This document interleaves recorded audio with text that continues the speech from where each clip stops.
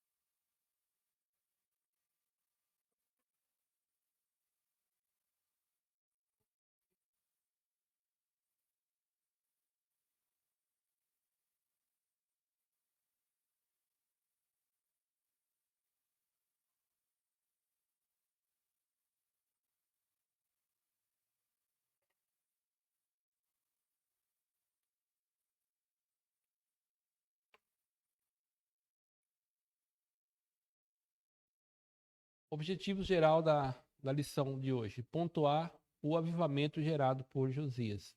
A gente sempre, eu há muito tempo escuto o avivamento, né? Eu sempre vejo falar de avivamento.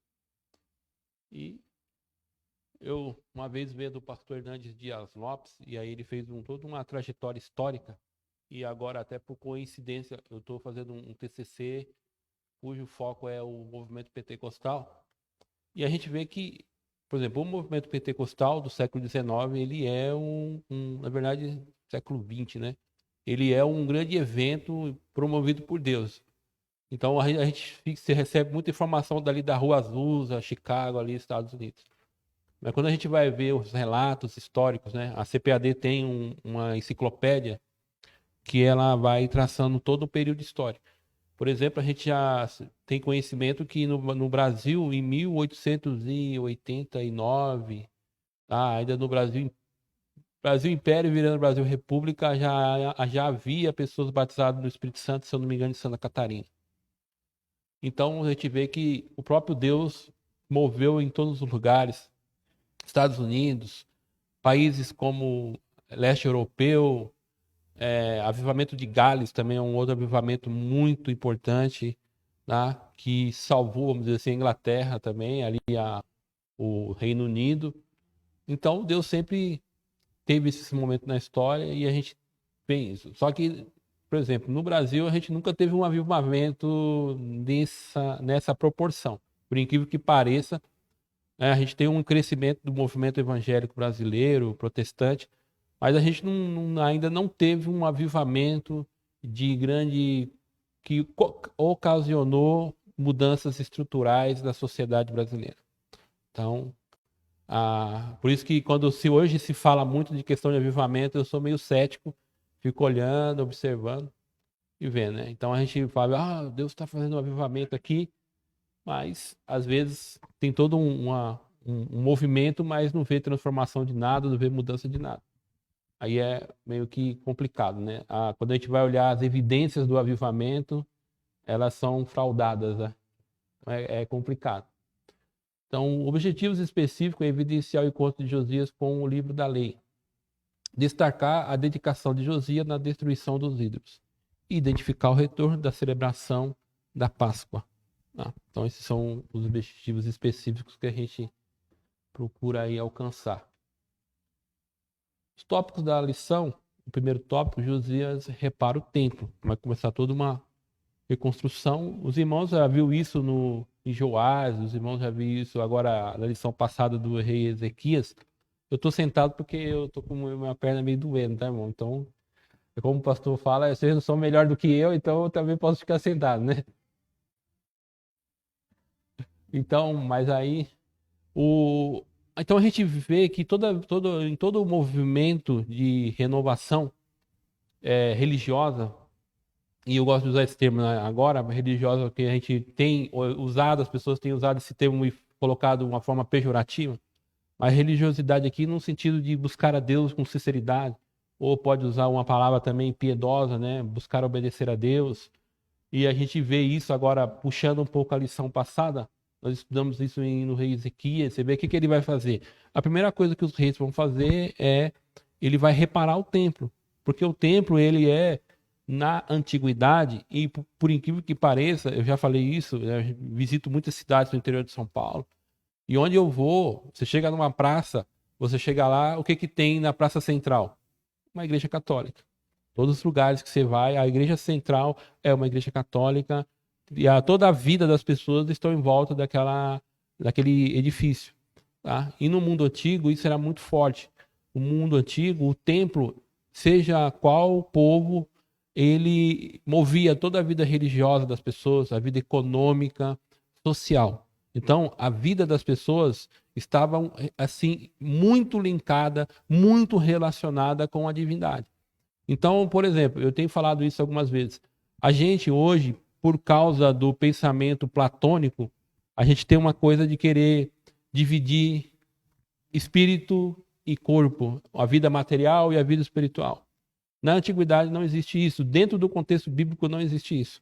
Vida espiritual e vida, vamos dizer, física, ela se mistura. Tá? Deus está presente em todas as áreas da vida da pessoa. Então essa é a realidade no mundo antigo, é a realidade do mundo bíblico. Tá? A vida, dentro do contexto judaico, tudo que acontece, seja para o bem, seja para o mal, está relacionado com Deus. Porque dentro da mentalidade judaica, Deus controla todas as coisas.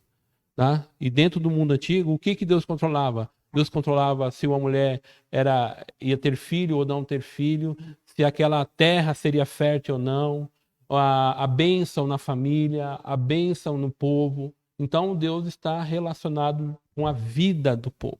Então o templo, ele representa isso. E o rei, ele é o administrador. O rei, um conceito muito nosso hoje, seria o prefeito. O prefeito é o zelador da cidade. Essa é a função do prefeito, é cuidar da cidade. Então tudo que está ruim na cidade, ele vai lá, dá uma olhada, Eu sei que não acontece muito bem, mas essa é, deveria ser assim. Tem alguns lugares que são assim, tá?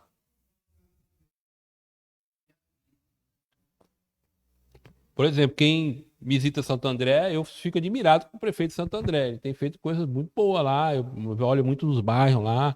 Eu tive visitado algumas cidades e ver assim, realmente o prefeito. É porque quanto menor a cidadinha, o pessoal conhece o prefeito. É o prefeito.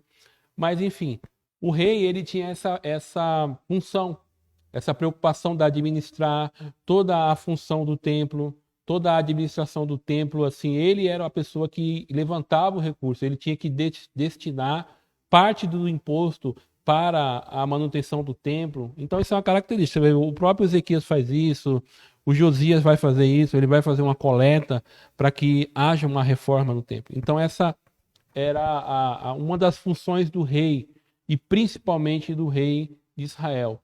Tá? O rei, ele é a pessoa que está à frente de toda a como Deus deve ser adorado. Então, por isso que vai dizer que o Josias, ele é um rei como ele nunca houve. Você tem uma ideia, a reforma que que ele fez em Israel só aconteceu parecida lá no livro de Samuel. Tá? E o reino dele é comparado com o reino de Davi, que é um reino que não tem idolatria, é um rei que busca Deus, tá? Tem os seus pecados muito na questão pessoal, mas ele não profana, tá? O templo de Deus, ele não contamina o templo de Deus. Aí nós temos a renovação do pacto, né? O efeito da palavra de Deus, é como a palavra de Deus impactou o rei Josias, tá? E aí a gente vai ver quais são os efeitos desse impacto da palavra de Deus na vida do rei Josias e do povo também. E a celebração da Páscoa, a Páscoa, ele é muito, o simbolismo da Páscoa é muito forte. Você tem uma ideia, é tão forte que até nós cristãos que nós nem deveríamos comemorar a Páscoa, porque a Páscoa seria algo assim que nós deveríamos entender o aspecto simbólico, teológico, mas porque nós temos a ceia. A ceia para nós é muito mais importante. E curioso, tanto a Páscoa como a ceia, elas têm as mesmas características. É nos voltar a lembrar do que éramos, de como Deus nos resgatou. Então essa era a mesma ideia no povo judeu, né, israelita, e a ceia tem essa mesma pegada, vamos dizer assim, de nos levar, olharmos para trás, de olharmos para todo o sacrifício de Jesus, só que a ceia também nos mostra olhar para frente, dizendo que toda vez que nós tomamos a ceia do Senhor, nós anunciamos a sua vinda. Então ela tem o efeito simbólico, né? É muito forte na ceia. Então, às vezes a gente toma ceia e a gente não olha para o elemento simbólico, como isso é forte. Nós estamos dizendo alguma coisa espiritual, mas a realidade ela é muito forte. Então a Páscoa para um israelita, ele está relembrando tudo aquilo que Deus fez na vida dele, quando resgatou, ele está relembrando todas as alianças que Deus fez, desde o pacto abraâmico, tá? Desde o pacto ali, quando eles entram na terra prometida, o pacto com o rei Davi, tudo isso vai vindo à lembrança. Quanto mais tempo de história, por exemplo, desde Davi até Josias, nós temos 300 anos de história da monarquia após Davi ali, Salomão. Então, tudo isso está vindo à tona agora. E aí, com a leitura, tá? Aí já vou adiantar, possivelmente o livro que eles leram, alguns comentaristas dizem que ou assim, os livros que condenam, que vai assim apontar se Israel desviasse, então eles sofreriam uma punição, os livros de Levítico, capítulo 26, Deuteronômio 27 e 28. Então, esses são os capítulos, né? Então, provavelmente, o livro que foi achado foi ou o Pentateuco, que são os 5 primeiros livros, ou o Deuteronômio, tá? Então, esse Deuteronômio é certeza que foi esse livro que foi lido. É porque nesse livro é onde está as ameaças que seriam cobradas de Israel se eles desobedecessem a Deus. Então, possivelmente, a maioria dos estudiosos dizem que foi o livro de Deuteronômio, tá? Amém? Perguntas aí, irmãos? Vamos lá. Introdução. Josias foi o último dos reis de Judá. Nunca houve um rei como ele que se voltasse para o Senhor de todo o coração.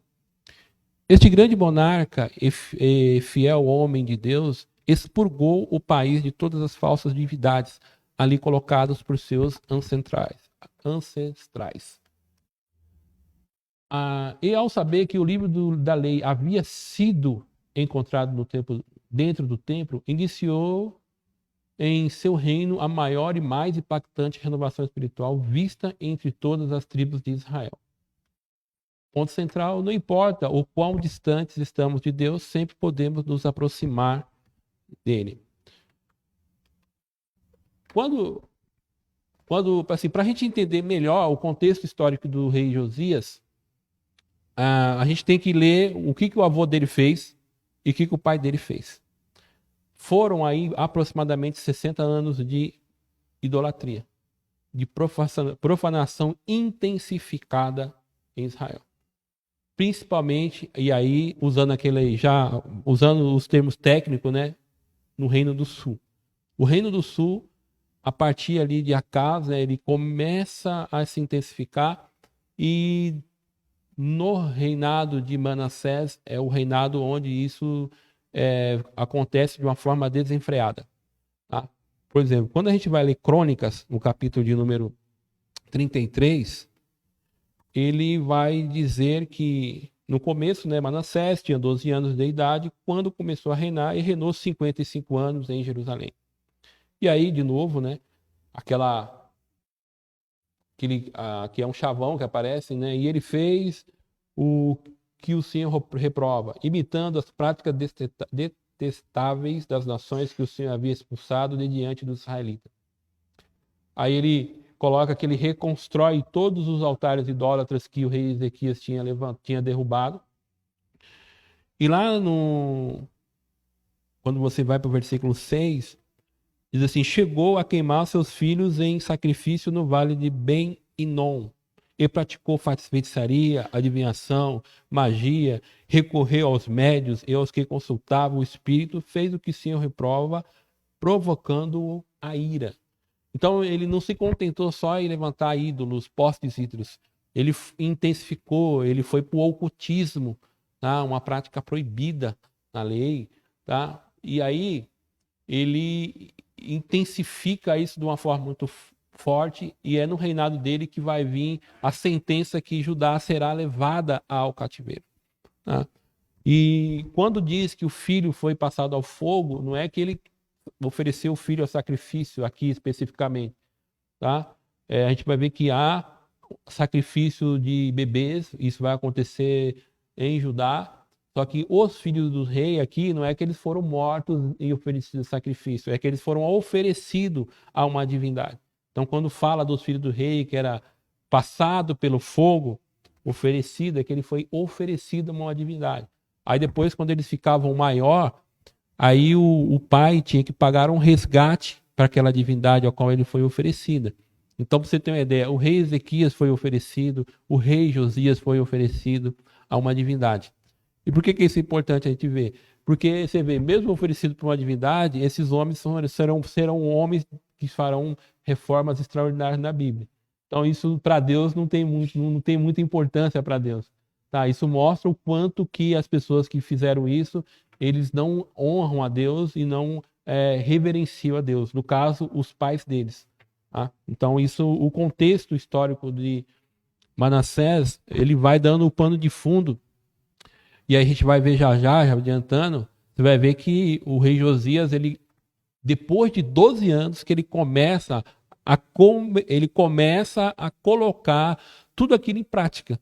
A parte da reforma, a parte de tirar os ídolos, 12 anos depois. Porque são quase 60 anos, irmão, de abominação. E essas coisas você não tira de um dia para a noite. Tá? Ainda mais no Manassés e Amor. E aí, lá no versículo 9... diz assim: Manassés, porém, desencaminhou Judá e o povo de Jerusalém ao ponto de fazer pior do que as nações que o Senhor havia destruído diante dos israelitas. Aí você vê que o texto o cronista fala assim, ó, além de ele fazer, de reconstruir de intensificar, o que ele faz em Israel é algo que é impraticável, até maior do que as nações que Deus tinha destruído. Tá? E tudo isso está acontecendo em Israel. Então, dentro do templo de Deus, ele coloca a imagem, estátuas dentro do templo. As mulheres vão fazer a roupa da divindade dentro do templo, no pátio do templo.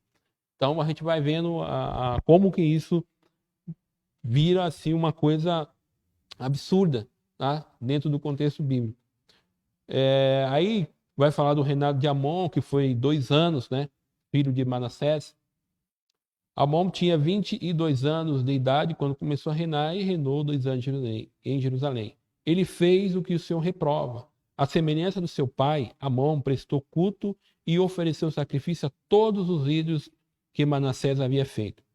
Mas ao contrário de seu pai Manassés, não se humilhou diante do Senhor, antes aumentou a sua culpa. E aí os oficiais conspiraram contra ele, o mataram. Aí o povo pegou os oficiais, mataram os oficiais, e aí eles instituíram Josias como um rei, com 8 anos. Então perceba que aí há uma coisa interessante no rei Manassés, né? Que o Crônicas vai mostrar isso, em 2 Reis não mostra, mas em Crônica mostra que ele vai ser levado a cativeiro. A consequência, a disciplina de Deus na vida de Manassés é muito rápido, né? Ele começa a fazer isso rápido assim, né? Dentro do templo lá. Então, assim, ele sofrerá a consequência daquilo que ele fez, da questão idólatra, ocultismo, secretismo, que ele vai intensificando em Judá. E aí ele vai ser levado prisioneiro pela Síria. E aí no seu cativeiro ele busca Deus e se arrepende de tudo que ele fez. Você vai ver que lá no finalzinho de Crônicas ele tenta ainda destruir muitas coisas que ele tinha feito, tá? Então, no caso de Manassés, isso aqui também é interessante, né? Uma pessoa que se desvia de uma forma muito assim horrível, né? De fazer coisas assim abomináveis, coisas que só os povos pagãos faziam e fez pior do que o povo pagão. Mas no momento de lucidez ali, ele busca Deus e Deus o perdoa. Então a gente aprende que o ser humano pode chegar num grau de pecado assim que gera o absurdo. Mas dentro desse grau de pecado que gera o absurdo, se esse mesmo homem, esse mesmo mulher buscar a Deus em arrependimento, Deus o perdoa. Então a história de Manassés, ela é triste por um lado, mas é bonita do outro, porque ele reconhece o seu pecado e busca a Deus. Então aqui é um pano de fundo histórico para a gente poder olhar agora para o Josias, reparar o tempo. Então o Josias agora ele vai ter que limpar todo esse negócio. Não sei se na revista de vocês está, mas expurgar a idolatria. E o que é isso? A gente vai ver isso mais no tópico 2, mas assim, ele vai fazer, e eu sempre tenho dito algumas vezes que a gente fala isso para os irmãos, que Israel eles nunca adoraram Deus de uma forma sincera, plenamente, quando a gente pega todo o povo como um todo, o povo como um todo. Então você vai ter um remanescente que busca Deus, que é fiel a Deus. E aí Deus vai sempre levantar algum rei piedoso, agora dentro do contexto dos reis, mas Deus sempre tem os seus profetas, né, que estão ali falando em nome do Senhor. A gente vai ver que tem sacerdotes que são fiéis a Deus, tá? Mas a grande maioria do povo, eles não servem a Deus fielmente de uma forma plena, tá? E aí você vai ver que mesmo o rei Ezequias, mesmo Joás, que isso começa no Reino do Sul, começa com Moisés, com Salomão. Salomão ele vai colocar nos altos, né? Vai construir as divindades para que as suas mulheres adorem fora do templo, né? Em volta da cidade. E essa prática, né? De postes ídolos ou outras divindades ou uma divindade dos ancestrais ou uma divindade ali no caso de Baal, né? No Baal você tinha os Baalins, que são imagens pequenininhas, que são os ídolos, né? Que são ali que as pessoas tinham e faziam as suas preces àquela divindade. Então isso está muito ramificada no povo de Israel, tá? E aqui Por que que a reforma de Josias é importante? É que Josias vai derrubar tudo esse negócio.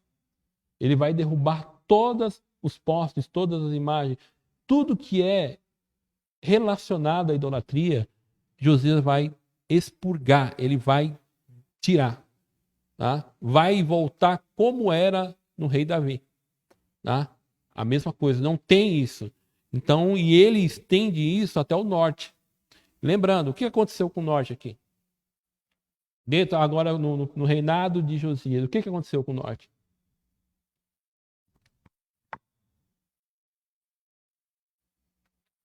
No reinado de Oséias, o que aconteceu com o norte? Aí é aquela coisa, que a gente tem aqui a parte cronológica da lição. Tá? Aí, por isso que a gente tem que ir linkando uma lição com outra. Por isso que é interessante os irmãos lerem a revista na semana e depois você dar uma recapitulada e juntar as coisas. O reino do norte aqui já não existe mais. No reinado de Josias. Por quê? Foi levado a cativeiro. Então você tem ali um remanescente, ou você tem uma mistura de povos lá no reino do norte, em Samaria. Tá? Ao norte de Judá. Então, o reino do norte aqui já era. Foram tudo levados a cativeiro, por quê? Qual foi a causa do cativeiro do reino do norte? Hã? Idolatria. A causa de eles serem levados a cativeiro é idolatria. É que vocês falam muito baixo. É que eu tenho que ficar olhando aqui aí. Então, a idolatria.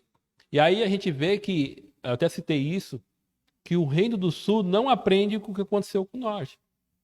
E o que vai acontecer? Eles vão intensificar, assim, nos últimos reis, assim, eles vão, acho que eles vão bater, acho que eles vão até vencer o reino do norte, é porque o reino do norte foi muito prolongado, né?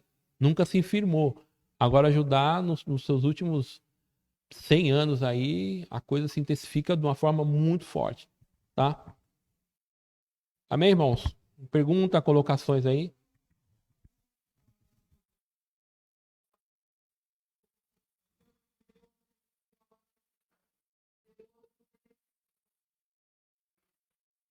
Eu não entendi a pergunta da Márcia.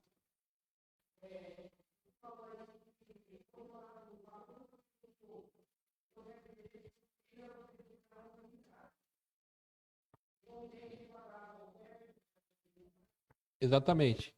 O rei, ele oferecia à divindade uma coisa também importante, porque o Acaz, quando ele vai adorar o rei da divindade assíria, provavelmente ele foi forçado a isso. É uma possibilidade. Outra possibilidade também é que ele viu que aquela divindade, que o que acontece? A Síria, ela subjuga Israel. Entendeu? Agora Israel vira vassalo da Síria. Eles têm que pagar imposto. Como que é a mentalidade do mundo antigo? A mentalidade do mundo antigo é assim: o Deus que, se você é vencido pelo aquele povo, a divindade venceu o povo e venceu a sua divindade também. Logo, essa divindade é muito mais forte do que a sua. Tá? Então essa era. Então ele falou assim: se ele é mais. Eu estou fazendo aqui um pensamento que alguns comentam. Ele falou assim: então eu vou oferecer o meu filho. Aí se oferecia, que é a mesma coisa de hoje, mas no caso, como ele falou assim: porque se ele não paga, o filho dele teria que ficar. Pertencia àquela divindade. Geralmente ele era enviado para o templo, tinha que viver no templo. É que os irmãos não assistem muito filme, né? Mas se você, quem já assistiu Troia, tem um momento que os gregos entram em Troia e eles destroem o templo. E aí eles pegam uma moça que ela é prima do rei de Troia. Tá? E ela foi oferecida quando pequena a uma divindade. Então, tem esses filmes antigos que trabalham isso. Então, era oferecida, ela era dedicada ao templo. Então, não podia, só tinha que resgatar. Essa mesma ideia também existe dentro do contexto judaico. Você tem o Nazireu, que era uma pessoa oferecida a Deus. Tá? O próprio Samuel é oferecido a Deus. Tá? Então, o rei tinha que resgatar. Então, só para Então esse conceito de divindade, por isso que também se intensifica, não sei se eu respondi a pergunta da irmã. Respondi essa pergunta, irmã? Então, essa questão de se multiplicar a idolatria é porque os reis de Israel, eles entendiam que a divindade que lhes levaram, ou que lhes subjugaram, era mais forte que o Deus de Israel. Ou eles faziam uma camuflagem. Por exemplo, você vai ver que no livro de 2 Reis, acho que no 22, vai falar do Deus Sol, né? Vai falar do Deus Sol, que tinha os cavalos lá, deixa eu ver aqui. No versículo 11 do capítulo 23. 2 Reis. Aqui, ó, no capítulo, versículo 10, também profanou Tofete, que ficava no vale de Ben-Inom, de modo que ninguém mais pudesse usá-lo para sacrificar seu filho ou sua filha a Moloque. Aqui é sacrifício humano mesmo, era matar, pegava a criancinha, acho que muitos dos irmãos viu, a estátua fumegante ali vermelha, jogava a criança lá dentro, ali era matar, era assassinato mesmo do infante, né? Da criança, do bebezinho. E o versículo 11, assim, acabou com os cavalos que os reis de Judá tinham consagrado ao sol e ficava na entrada do templo do Senhor, perto da sala de um oficial chamado Natã Meleque, também queimou as carruagens consagradas ao sol. Aqui, possivelmente, essa divindade aqui, eles estão falando que é uma representação de Jeová. Então, assim, o que está acontecendo aqui? Tudo aquilo que é proibido. Deus não podia ser representado, tá? Deus, não podia haver idolatria, não podia prestar culto a outras divindades, principalmente dos povos ali da terra prometida onde eles estão indo. Então, aqui a lei está sendo desobedecida, Deus está sendo profanado, o templo de Deus está sendo profanado. Tá? Então, uma das coisas é que os reis, né, achavam que as divindades eram mais poderosas. Ezequias lá, quando Senaqueribe, ele afronta o Deus de Israel, o que Deus manda dizer por intermédio de Isaías? Ele não vai nem entrar nessa cidade. Pelo mesmo caminho que ele veio, ele vai retornar. Porque ali Deus está mostrando, uma coisa também, né, da teologia dos livros de Reis e Crônica, Deus está mostrando que ele julga o seu povo, que ele é Deus, e ele vai usar outras nações para disciplinar o seu povo, e ao mesmo tempo ele também abate a Síria, ele abate a Síria, a gente vai ver ele abatendo Babilônia. Ele é o Deus que levanta os impérios, é o Deus que abate os impérios. Então Deus está mostrando que ele é o Deus do povo de Israel, mas também está mostrando que é o Deus do universo, que tudo está no controle dele. Tá? Então essa também é uma teologia dos livros, é um pensamento teológico dos livros de Reis e Crônicas, tá? Deus mostrando que não é Deus, que não é um Deus tribal, que não é um Deus só das 12 tribos. Ele é um Deus que governa o universo. Amém? Vamos lá. Achei o livro da lei no templo do Senhor. Com seu desejo de realizar reparos na casa do Senhor, Josias ordenou a Safã e o escrivão e a outros assessores que fossem ao encontro do sumo sacerdote Ilquias e arrecadasse todos os possíveis recursos financeiros. Isso está registrado no livro dos Reis, capítulo 22, versículo 4. Pode-se imaginar a enorme surpresa que teve o escrivão do rei ao receber do sumo sacerdote Ilquias a notícia de que o livro do Senhor havia sido achado dentro da casa do Senhor. Percebe-se o nível de desinteresse das coisas de Deus e pelo cumprimento das leis divinas. O que é achar o livro do Senhor, irmão? O livro estava perdido? A gente pensa que o livro estava perdido, né? Mas o livro, na verdade, não estava perdido, tá? É que ele estava num lugar onde, quando o culto a Deus ele estava normalizado, com certeza quem guardou esse livro foi um sacerdote, ou um sumo sacerdote piedoso, que guardou esse livro. Os estudiosos acreditam que nessa época só haviam 12 cópias da lei. 12 cópias. Lembrando, em todos os livros.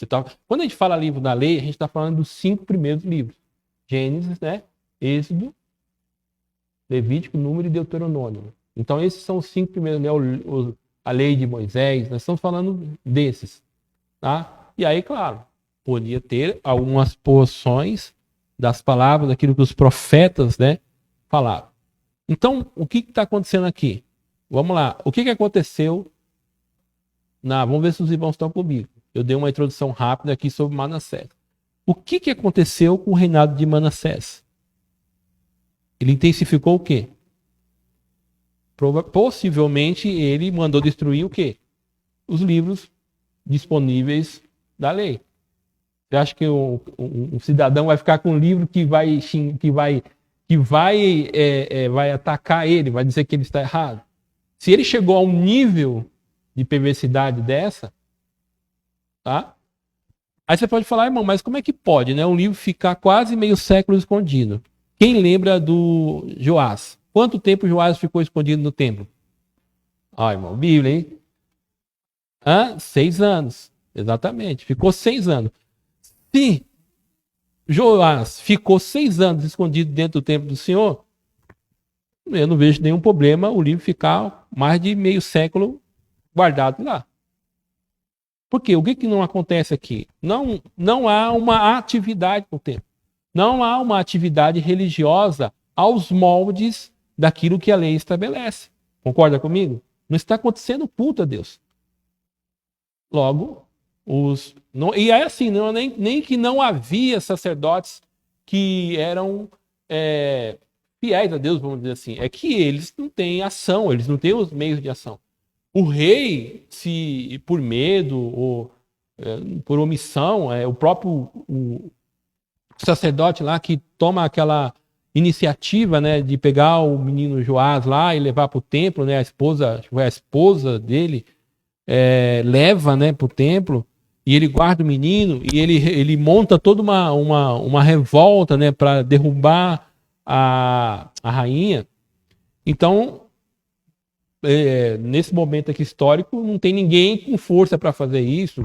O reinado é muito forte, o rei é muito forte, tá? Então, não tem culto. O culto verdadeiro não está acontecendo. Aí o que a gente aprende aqui para nós hoje? Claro, se você for ali, tem um monte de Bíblia que as pessoas esquecem. E aí também, eu não vou ser hipócrita, eu também já esqueci Bíblia também. Só que assim, eu nunca preciso deixar de ler a Bíblia porque a minha está aqui. Se eu esquecer a minha Bíblia aqui, eu tenho mais umas 5 em casa lá. Que eu lembro. 5 que eu lembro. Que eu estava arrumando a minha mesa lá. Então, eu não vou, não é por falta de Bíblia que eu vou deixar de ler. Então, a questão aqui não o livro estava perdido. A questão é que as pessoas não liam, não tinham conhecimento. E aí, o que a gente acontece hoje? Se a gente for ver hoje, a gente tem uma gama muito grande da palavra de Deus. O problema é que as pessoas não leem a palavra de Deus. As pessoas não se interessam pela leitura bíblica. E aí, se eu não me interesso pela leitura bíblica, muitas vezes nós estamos que tem lá, tá lá, o livro está guardado. Só que, né, tem a história, eu aprendi com o pastor Ricardo José, né, tem a mulher que perdeu o óculos, né? E ela perdeu, procurando o óculos. Aí depois de muito tempo foram lá ler a Bíblia, o óculos estava dentro da Bíblia. Então, quanto tempo faz que ela não lia a Bíblia, né? Então, o que nós temos visto hoje? E aí você vê ali, tinha toda uma contaminação por causa da idolatria, né? Ao ponto de o secretismo aumentar, né? Que o secretismo é a mistura. Eles adoravam a Deus, mas também adoravam outra divindade. Aí você tem um ocultismo, né? Consulta de médios, consulta dos mortos, tá? E aí você tem toda essa prática idólatra promovida pelo rei ou pelo Estado. E aí o livro que baliza tudo isso, o livro que vai ordenar tudo isso, que vai organizar tudo isso, esse livro, por causa que talvez aí os sacerdotes eles não entravam no templo, mesmo porque o templo estava contaminado, irmão, tá? Os templos estavam profanados. O templo nem poderia ocorrer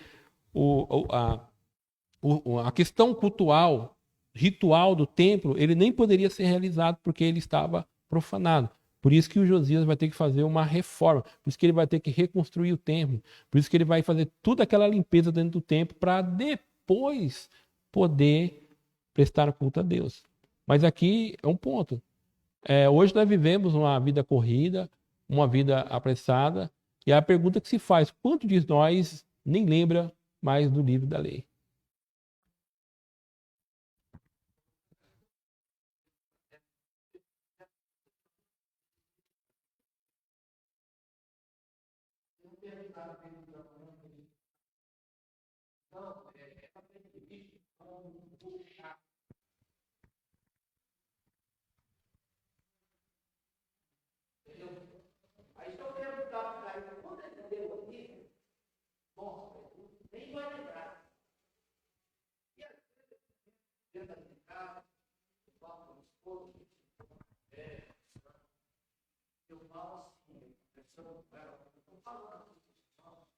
Eu falo assim, será que esse problema está só dele na minha casa?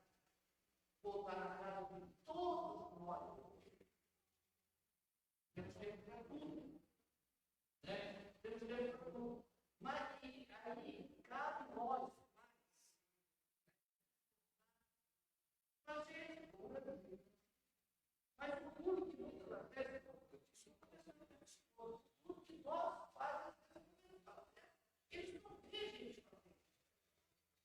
Que nem esse dia na casa da gente vou lá, 6h30 da manhã.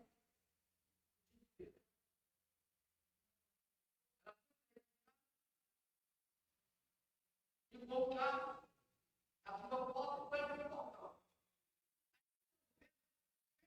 O carro funcionando, o carro na atividade, e ela no portal aberto e embora.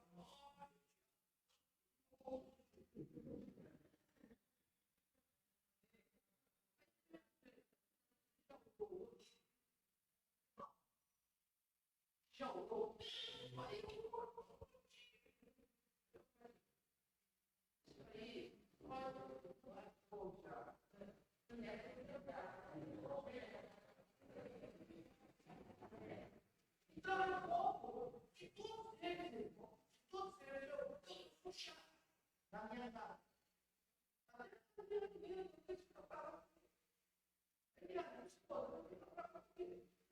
Por causa disso, porque, irmão, assim, eu sempre tenho fato.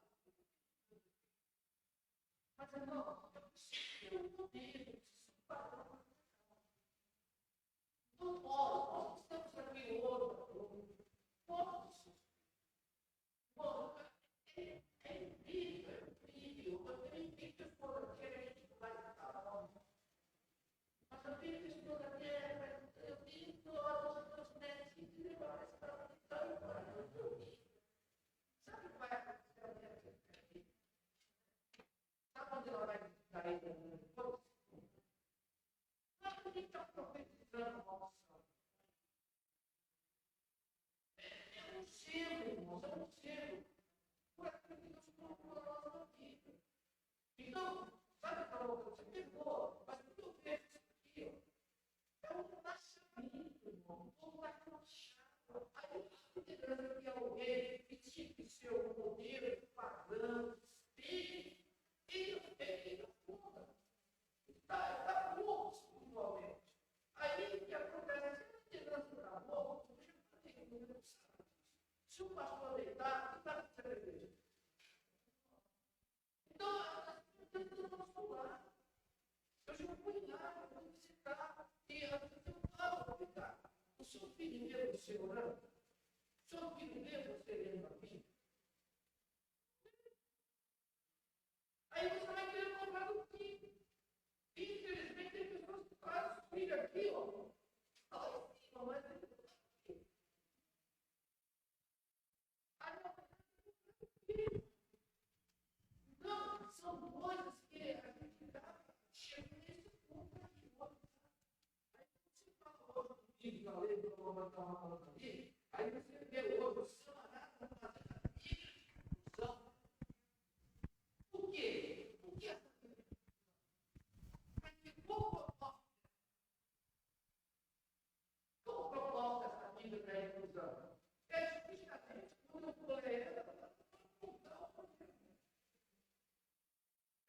Eu posso até pegar, mas eu vou encontrar algo, ou vou falar algo dentro dela, que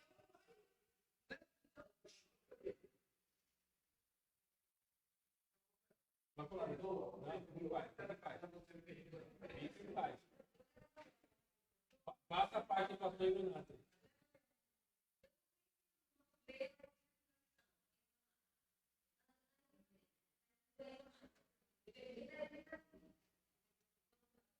Fica à vontade.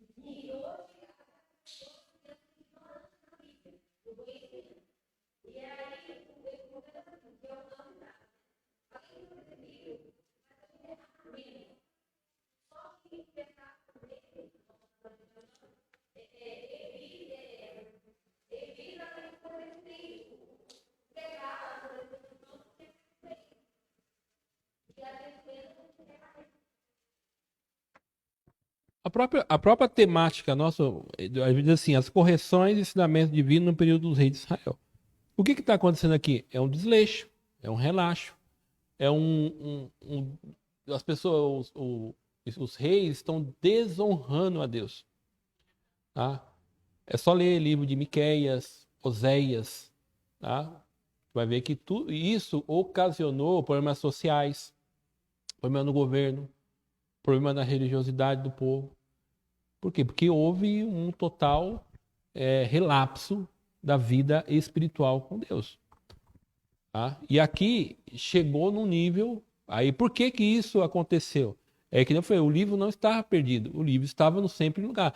E provavelmente esse livro ficava na pedra de esquina do templo. Muitos irmãos viram as pedras de esquina. Então, havia um compartimento que se deixava esse livro guardado lá. Entendeu? E aí ficava guardadinho lá. E quando havia um sacerdote, quando havia um líder responsável, piedoso, com certeza ele consultava aquele livro. E ele era responsável por conservação do livro. Né? Lembrando, uma Bíblia, na sociedade bíblica, em segundos ela está pronta. Nessa época não era assim. Era um processo que levava alguns anos. Imagina o copista ter que copiar à mão no caso, os 5 livros da lei. Amém? Vamos lá, se a gente não tiver alguma pergunta, colocação, irmão, fica à vontade aí. E aí, o rei rasgou as suas vestes. O rei leu o livro tão avidamente e ficou tão pasmado diante da realidade de haver descumprido o seu conteúdo, que não tardou em rasgar suas próprias vestes em sinal de profunda tristeza e consternação. Rasgar as vestes é um ato de arrependimento. Tá? E aí, a reforma, o Josias já tinha começado toda a parte de estruturação do templo, a parte física do templo. Tá? Ele separou as lideranças para os coatitas, os meraritas, os músicos, né, que era agora a 9, vamos dizer assim, que são levitas, mas são a nova classe de pessoas que estão ali, né, perderam a função com a desativação do tabernáculo, mas Davi dá essa função agora para que eles adorem o Senhor 24 horas. Então ele organiza toda essa liderança, né, dos coatitas, são as pessoas que poderiam entrar lá no lugar santíssimo. Aí tem os meraritas, que eram responsáveis no tabernáculo, lembra? Pela armação. E aqui eles estão coordenando o trabalho dos pedreiros, dos carpinteiros. Os meraritas estão supervisionando todo o trabalho externo do templo. E os coatitas estão supervisionando todo o trabalho interno do templo. Você tem um trabalho interno e tem um trabalho externo do templo. E aí, aqui o rei, quando se acha o livro, possivelmente é Deuteronômio, uns colocam que é o capítulo 17, né? Que era uma palavra diretamente ao rei, a função do rei. Outros vão dizer que é o capítulo 27 e 28, onde estão as ameaças mais claras para Israel, quando eles desobedecem a Deus na terra prometida, que se eles desobedecessem, eles seriam expulsos da terra. Então, ao rei ler isso, aí aqui a gente vê o impacto da palavra de Deus. Quando ele viu aquilo, ele entendeu o porquê de novo. Qual que é o contexto de Josias? O que aconteceu anteriormente? Josias percebe, e ele vai falar isso, que todos os reis profanaram, desobedeceram a Deus, não honraram a Deus. O avô dele não fez isso, o pai dele não fez isso, pessoas em volta dele, né, aumentaram a idolatria, profanaram o templo. E aí ele falou assim: olha, isso vai acontecer conosco. E aí ele busca a Deus. E aí, né, esse aqui é um sinal muito evidente do arrependimento do rei. E claro, o rei já era um homem piedoso. Então, quando ele vê a sentença, eu entendi muito aqui o link com, por exemplo, isso aqui, eu fiz uma aplicação rápido. Isso acontece muito com a gente como é novo convertido. A gente vem aquela empolgação a Deus, tudo. Só que aí eu preciso ter o contato com a palavra de Deus. O pastor José Luiz, falando da Bíblia da Inclusão, ele falou uma coisa importante. Por quê? Porque ali não vai ter um confronto. A palavra de Deus, ela tem dois objetivos. Ela tem um confronto de consolar a pessoa, mas tem um confronto também de repreender essa pessoa. E isso você pode ver muito nas pregações, numa escola bíblica. Só que quando nós lemos a palavra de Deus de uma forma metódica, de uma forma devocional, o que acontece? O texto, ele chama a atenção da gente. A gente lê uma história e a gente entende que o livro, a palavra de Deus, é um livro espiritual. E ele tem ensinamentos para a nossa vida, seja para consolo e seja para repreensão. O que eu tenho visto, eu vejo as pregações são muito especificamente para conforto. Parece que os irmãos se acham os ajudadores de Deus. Não que eu não digo que as pessoas não devam pregar a palavra de consolo. Conforto, não é isso. Mas eu acho que as pessoas sempre querem trazer uma palavra de conforto. A palavra deve ser aquilo que Deus quer falar, não é aquilo que eu acho que Deus quer que fale. Então, por isso que às vezes as pessoas, quando os pregadores que pregam, na minha opinião, deve se debruçar no texto, buscar a Deus e o que o Deus quer falar naquela igreja, quando ele for pregar. E deve ser dito aquilo que Deus quer dizer. Então, e sempre levando em conta, Deus pode falar de conforto, de consolo, mas Deus também fala de repreensão. Essa parte de repreensão, quando você está lendo o texto bíblico, o texto te confronta, você vai fazer o quê, irmão? Vai olhar para o lado? E agora? Não tem como, o texto está confrontando a gente. Não tem muita escapatória, é você e o texto. Ou você faz o que o texto está falando, né? Ou você corre do texto.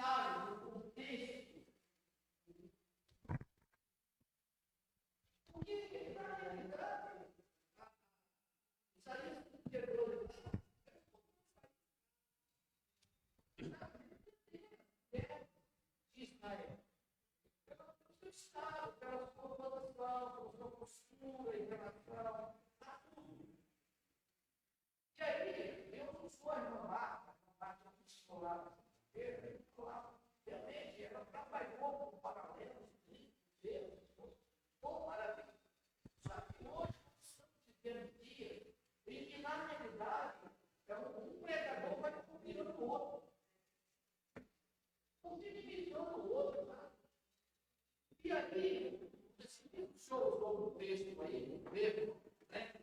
Falando sobre livros dos heróis da fé, o senhor disse assim, que ali foi muito romantizado, né? O livro dos heróis da fé. E eu acredito que depois disso aí, tem que ser um outro. Hoje a maioria das mensagens já está assim, irmão.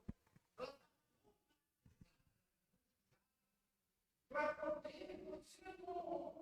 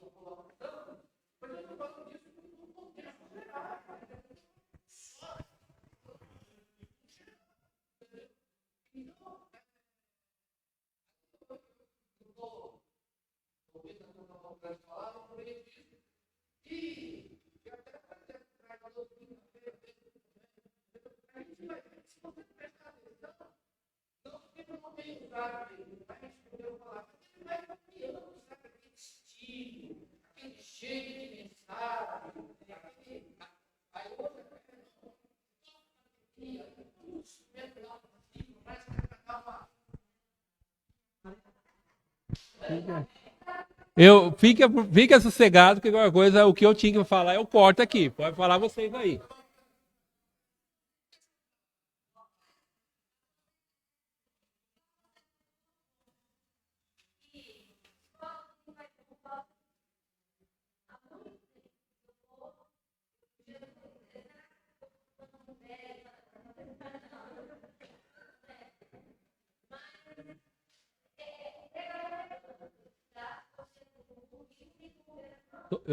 Eu espero que você fale o que eu estou querendo dizer. Só para mim fazer o.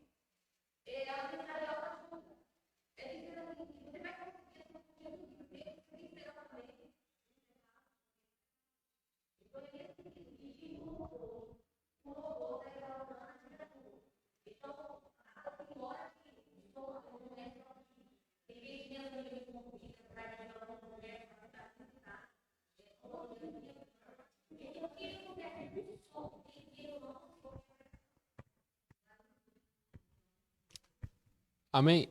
Eu não vou falar nada agora não, tá? A Deda falou tudo. Eu tenho uma grande dificuldade eu particularmente não gosto de pregar e as pessoas tocando quando eu estou pregando. O que deve mover a pessoa é a ministração da palavra de Deus. A Thalita sabe estar aqui, ela é música, ela sabe que a música tem um negócio, ela mexe com a pessoa. Quando você começa a fazer, mexer as tonalidades dos instrumentos, aquilo mexe emocionalmente com você. E muitas vezes você está sendo levado pelo som da instrumentalidade, mas não está levando pela palavra de Deus. Reformados têm uma grande dificuldade com isso. Reformados não deixam isso acontecer nas igrejas deles. Não deixa. O louvor tem o seu momento e deve ser respeitado. Louvor deve levar a igreja toda a adorar. Louvor não pode um grupo ficar cantando e a igreja calada. Isso não é louvor, isso é apresentação. Dentro do contexto do culto cristão, todos louvam a Deus. A função, por isso que eu acho que é uma palavra bonita, é o ministro de louvor, que é o que está acontecendo aqui. Por que Josias chamou os músicos? Eles são as pessoas que entoam louvor, que vão adorar a Deus. Então aquele que louva tem que levar a igreja a adorar a Deus. Na hora que ministra, a palavra, é só a palavra. Nada mais do que a palavra. Músico tem que ficar quietinho, escutando a palavra. Eu penso assim. Vou contar um segredo para vocês. Quando eu vi que a mensagem saiu, eu falo para o pastor Regulato, eu entro no piloto automático. Geralmente as minhas mensagens nascem assim. Eu não vou falar, porque senão vocês vão olhar para mim e vão perceber. Mas eu nem vou dar a dica o que eu faço quando eu entro no piloto automático. Eu começo a adorar a Deus ali e começo a pensar, geralmente começo a meditar na própria palavra de Deus. Se eu vi que o pregador desconectou, eu desconecto dele e aí eu tento conectar num louvor do culto, começo a refletir sobre aquilo, entendeu? Eu começo a fazer o meu culto particular ali. Tá? Entendendo a vontade de Deus, por ordem de Josias, o sumo sacerdote, e Uquias e seus auxiliares foram consultar a profeta Hulda ou Hulda, né? A pronúncia correta é Hulda, mas quem falar Hulda não está errado. Para saberem se o pecado de Judá tinha atingido o nível do juízo divino. Aí a profetisa Hulda confirmou que Jerusalém seria destruído, mas por amor de Josias isso aconteceria após a morte dela. Ela faz a interpretação daquilo, aquilo que você leu realmente vai acontecer, mas por causa que você rasgou as vestes, né? Deus manda te dizer, porque você rasgou as vestes, porque você se arrependeu, Deus não vai fazer isso no seu tempo. Mas já estava decretado que Judá seria levado a cativeiro. Tá? Você vai ver quando lá no finalzinho do livro vai dizer que está acontecendo por causa da idolatria de Manassés. Ali Deus já decreta que Judá seria levado a cativeiro para ser disciplinada. Tá? Então a profetisa fala aquilo, confirma o que a palavra de Deus já tinha dito, ela interpreta e depois ela fala, não vai acontecer, aí ela traz uma palavra de conforto. Porém, não vai, diga para o rei que não vai acontecer no tempo dele. Tá? O problema aconteceu com Ezequias, quando fica soberbo, manda a comitiva de Babilônia, e aí o Isaías fala, o que está acontecendo aqui? Ver um pessoal aí do norte lá, ele falou assim, esse pessoal vai vir, vai destruir. Aí falou assim, mas não vai acontecer no seu tempo. Aí boa é esta palavra, né? Que ele entendeu que não seria no reinado dele. Síntese do tópico: a prática da leitura e da meditação da palavra de Deus nos conscientiza sobre os nossos pecados. É o que nós estamos falando tudo isso até agora.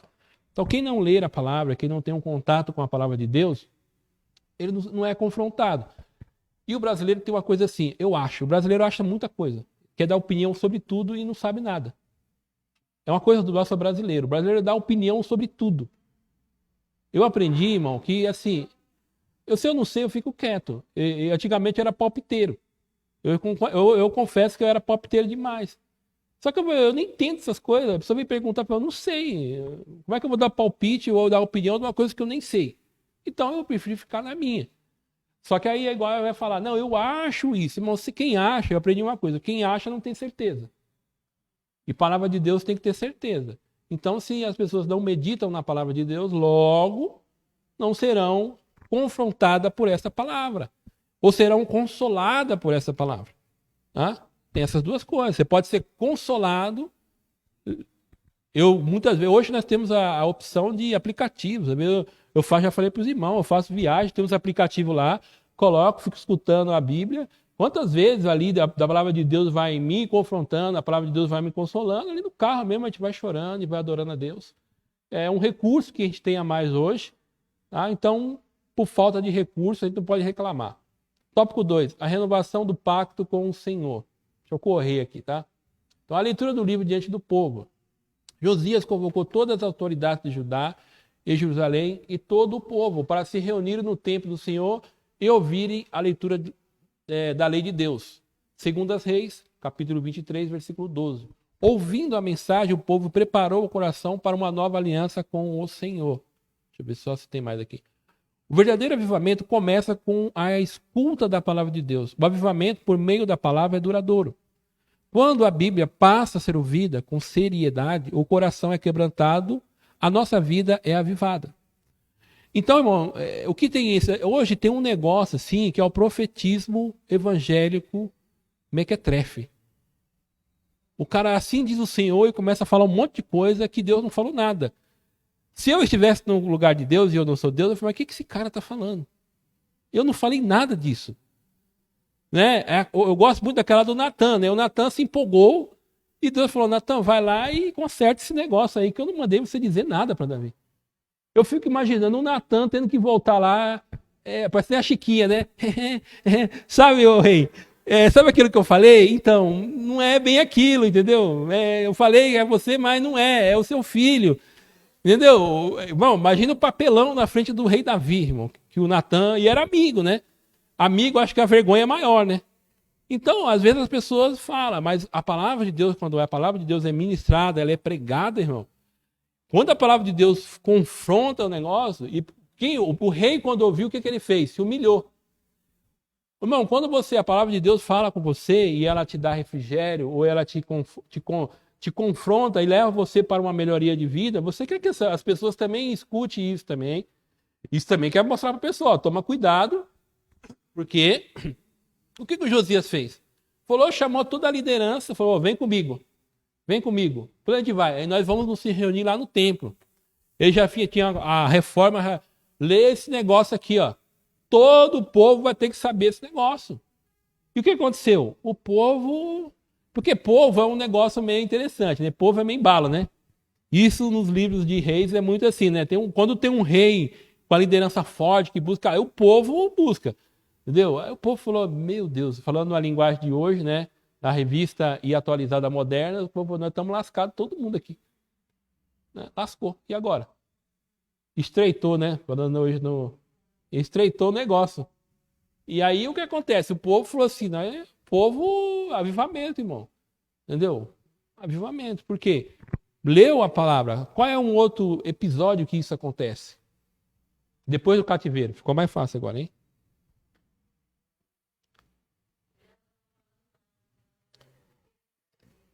Esdra, né? Esdra, a mesma coisa. O povo tudo misturado. Não tem templo, né? Não tem mais templo. Todo é o ritual do templo. Tem um púlpitozinho lá. O povo tudo misturado. Ninguém falava mais, nem a língua deles eles falavam mais. E o que ia acontecer? A leitura. Esdra fica o dia todinho lendo. Qual é o resultado? todo mundo chorando. E não era nem para chorar, era uma palavra de ânimo ali, de encorajamento, né? O Ezra falava, não é para chorar, hoje é dia... Mas o povo sentiu o baque, irmão. E o que tinha uma prática comum lá que eles faziam? Lembra? Eles casavam com outras mulheres lá, tinha várias concubinas. O Ezra, ao saber disso, está lá descabelando, né? E tirando a barba fora. E qual o resultado da palavra? O pessoal chegou lá e falou assim, ó, nós vamos ter que se desfazer disso daqui. Nós estamos em pecado contra Deus. Esse é o efeito da palavra. Então esse negócio de avivamento, todos os irmãos já estão calejados. Os irmãos da escola bíblica já cansou de escutar isso, irmão. Né?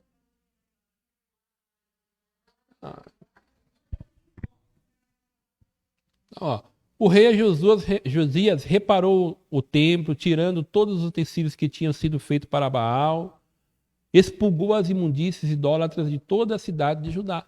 Então, isso aqui é uma prática que ele já tinha começado, e ao ler a palavra e a palavra confrontar, agora o que ele está fazendo? Ele está olhando e está fazendo conforme tudo aquilo que a palavra de Deus manda dizer. Então ali, você vê, ali foi uma coisa muito, assim, de uma vida piedosa dele, ele querendo obedecer a Deus, mas ele não tem algo que orienta ele no começo, ali, quando ele começa, até ele achar o livro. Mas quando ele acha o livro, aí fica mais claro para ele o que ele tem que fazer. Aí ele se preocupa quais pessoas que tem que ser, o que tem que ser feito, o que tem que ser restabelecido. Ó, o culto tem que ser dessa forma. Ele manda destruir todos os altares, até o altar do Jeroboão, lembra lá, lá? E olha o que diz lá em 1 Reis, capítulo 13, versículo 1 e versículo 2. Quem pode ler? Primeiro livro de Reis, capítulo 13, versículo 1 e versículo 2. Primeiro livro dos Reis, capítulo 13, versículo 1 e versículo 2.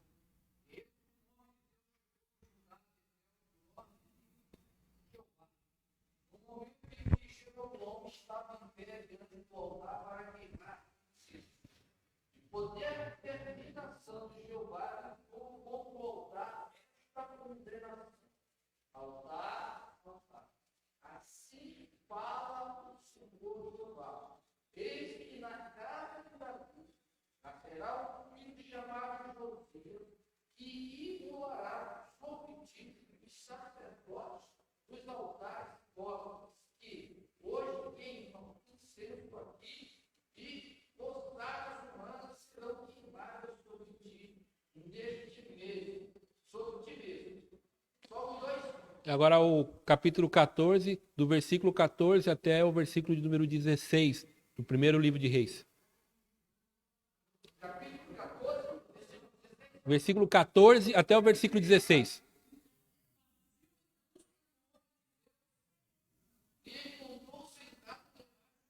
Mas, só escuta.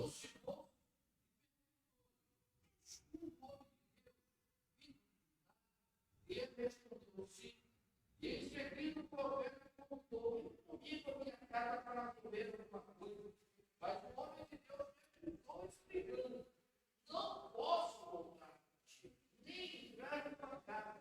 Tampouco poderei comer pão nem beber água contigo neste lugar, porque assim me foi ordenado pela palavra do Senhor. Ali não coma pão, nem beba água, o povo retorna para o caminho do homem.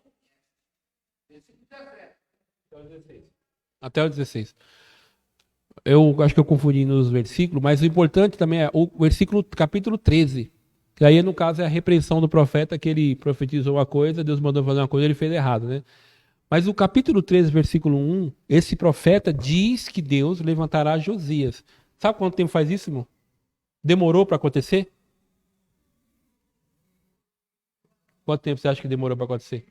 Essa é a profecia do capítulo 13 de 1 Reis. Isso é quando Jeroboão institui, quando há a divisão do reino. 300 anos depois, o Josias está fazendo exatamente o que o profeta profetizou para ele. Ele está destruindo o altar que Jeroboão, e ele está mandando colocar ossadas de pessoas lá. Porque quando ele coloca a ossada, ele está queimando a ossada. Quando ele queima a ossada de um ser humano, dentro da visão bíblica, do contexto do mundo antigo, ele está eliminando a existência daquela pessoa. Essa pessoa não será mais lembrada. Deus está julgando o ato daqueles que levantaram o altar. Exatamente o que aconteceu. Tá? O Josias está cumprindo a palavra de Deus literalmente. 300 anos.